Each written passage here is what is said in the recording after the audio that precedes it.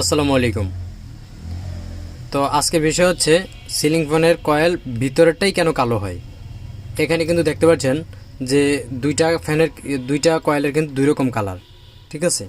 তো এটা হচ্ছে একটা কয়েল এবং এটা হচ্ছে ভিতরেটা হচ্ছে আরেকটা কয়েল, মানে একটা স্টারিং এবং একটা রানিং। তাহলে আমাদের অনেকেরই প্রশ্ন থাকে যে ভিতরেরটাই কেন কালো হয়, বাহিরেরটা হয় না। আপনারা যদি ফ্যান খুলে থাকেন তাহলে বেশিরভাগ সময়ই খেয়াল করে দেখবেন ভিতরের কয়েলটাই কিন্তু কালো হয়। বাইরেটা কিন্তু যেরকম তার হয় ঠিক সেরকমই হয়, কিন্তু একটু হইতে পারে, হালকা পাতলা হইতে পারে, কিন্তু বেশিরভাগ সময় আমাদের ভিতরের কয়েলটাই কেন কালো হয়। এটার কারণ হচ্ছে ক্যাপাসিটারের কিন্তু একটা রানিং এবং একটা স্টার্টিং।